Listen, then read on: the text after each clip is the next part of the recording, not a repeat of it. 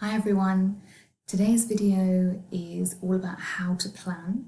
We're looking at how you would plan an analytical comparative poetry essay. So as I'm sure you've heard your English teacher say many times before, planning is really important, particularly in the exams, perhaps when you're a bit more stressed and there's a bit more pressure. Planning is really vital. And so it's also really important to know how to plan to benefit you as much as it possibly can. There are different styles of planning in a way, and it is kind of down to your preference, what works for you. Some people prefer to use bullet points, some people prefer to use a table, some people might use a spider diagram. It doesn't matter too much about how it gets down on paper, so long as it's clear, it makes sense, and it's structured well so you know exactly what you're writing and where. So the first thing that I would do before I write anything down is to read the question and read the poem, just to refamiliarize yourself with the poem, just to get your thoughts about what you could compare the poem to.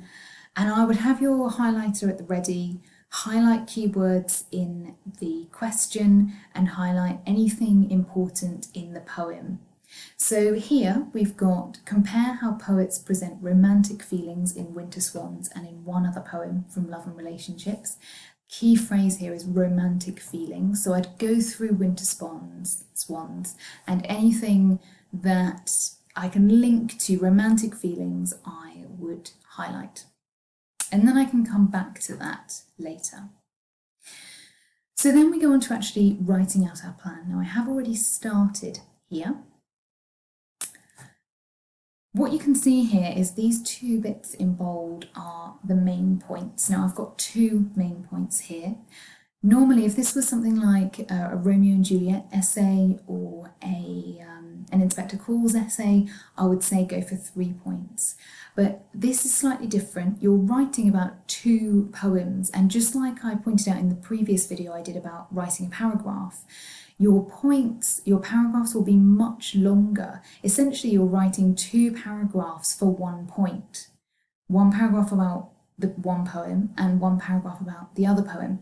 So having 2 points I think is good. It shows a range because you're able to talk about, more than one thing, but it's I think 3 could potentially push it and you might not be able to finish it in time. By all means, come up with 3 points if you think that you could do that, but I think 2 is a nice amount. So the first thing I would do is come up with your points before you do anything else. Don't worry about this bit here, just come up with the points. You can then go back and flesh them out further. So I've come up with, first of all I should say the poem that I'm going to compare Winter Swans to is Neutral Tones. This works really nicely with Winter Swans. There are 1 or 2 others that you could use to compare instead, so don't feel like you also have to use neutral tones, but you can if you want to. So I've thought a bit about Winter Swans and neutral tones, and now I need to think about things that link them together about romantic love, and that's something that I really need you to remember when you're thinking about points. The point needs to link to both poems. If there's nothing about growing apart in the other poem, like I've got here, then why is that my point? Because it doesn't link to both of them. So it's really important that the point links to both poems. So here I've got these 2 points. The first one, both poems show a couple growing apart. And the second one, both poems link to nature to explore the relationship. And I'm just going to put here romantic love because I want to obviously get that phrase in from the question. Now, once I've got my 2 key points, I now need to go back and flesh them out. And this one I've done here already, and as you can see, I've not written loads of sentences, I've not written a paragraph, I've abbreviated where I need to, and it's just quick notes. But what I'd say you do need are quotes, key quotes that you're going to put in that paragraph. Now, there's no point writing quotes that are from the exam question. If Winter Swans is on the exam question, don't copy out the quotes, because that's just wasting time. What you could do is number them, put number 1 there and then put number 1 next to the quote you're going to use.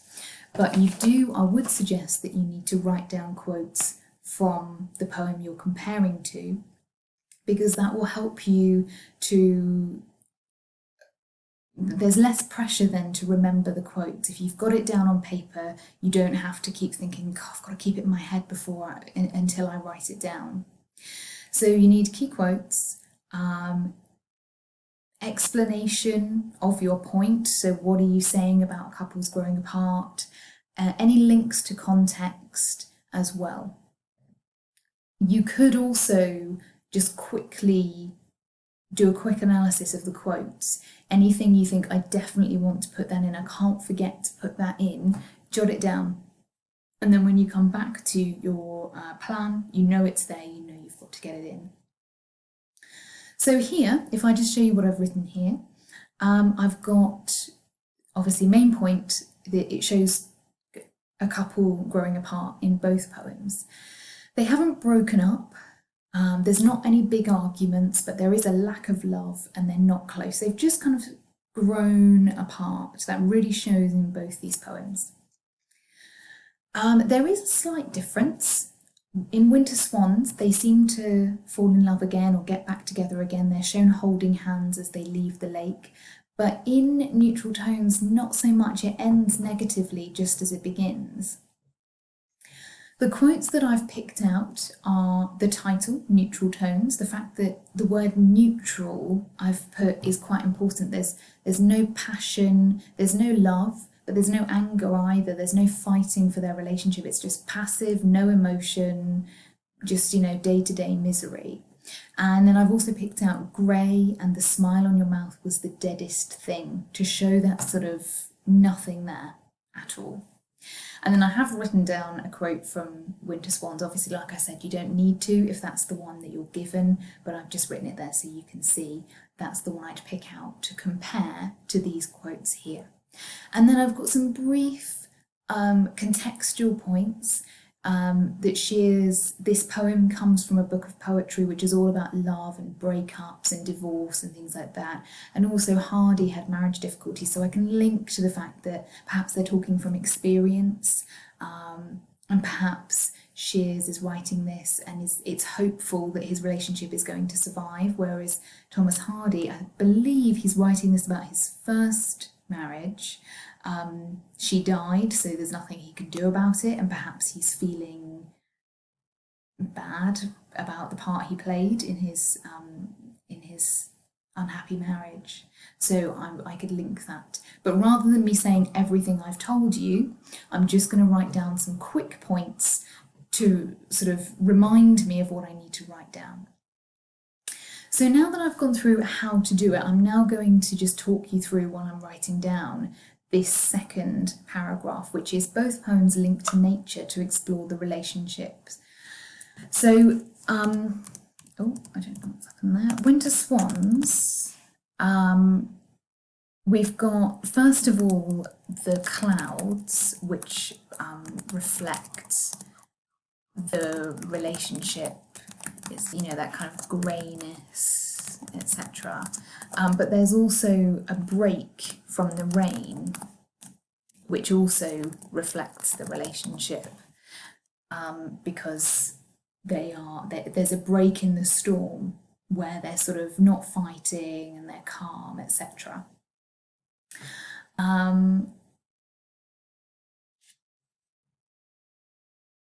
We've got the waterlogged earth, gulping for air. So it shows that there's a break in the in the fighting. Oh dear, a break in the fighting. And that's quite important because it shows that perhaps there's hope for their relationship. Whereas also, both poems, why I was doing that, there's some kind of water, there's a lake or a pond that they are standing next to.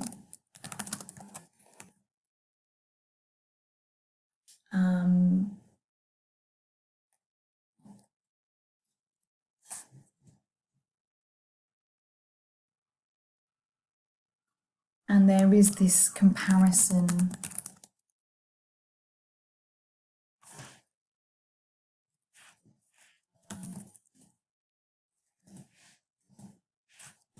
to birds. So in Winter Swans, the comparison to swans, and the swans mate for life, and the man, I think, or the woman points out that the swans mate for life, and it also almost reminds them of what they have, and they leave holding hands. And then in Neutral Tones, he compares her smile as to a bird.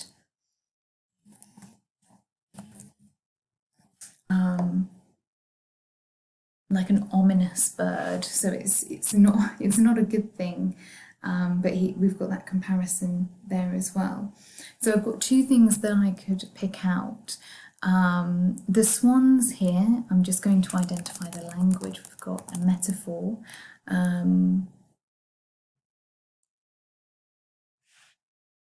As well, and also with both of them actually, the way that the weather reflects their relationship. I think I've said reflects relationships so many times, which is not what you want to do in a plan because it's meant to be quick. But that is pathetic fallacy. So I've got this here.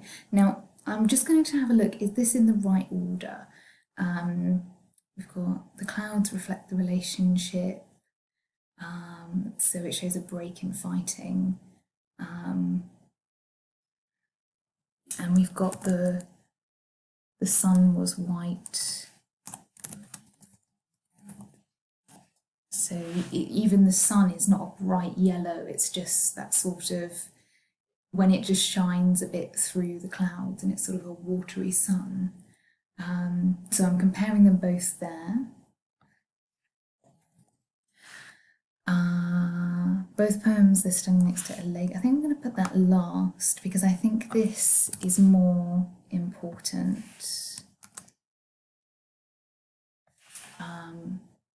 So if I wanted to say about the swans, that's really important, and the comparison to the bird, I think that's really clear there. So I've got what I want to say about them. I've got a bit about what the language is, so that's just going to remind me when I'm in the middle of the essay writing, I need to write that it's a metaphor, I need to write about the pathetic fallacy. And then this, I think I'm going to put a question mark next to it actually. If I get round to it, I'll write about this, but I think I'd rather go into detail about this and miss this out than rush through this to fit this in. But it's there if I need it. And then finally, again, context. Again, we've got the similarities there between them regarding marriage difficulties, but I'm just going to put Hardy, first wife died. More hopeful shears, but I'm going to put a question mark there because I don't want to say for definite. I want to say it suggests that there's more hope for shears. So that is a very quick plan, and that's all it is, and that's all it needs to be. But I hope that that's shown you how you could set a plan out. Okay, so your turn. I hope it goes well.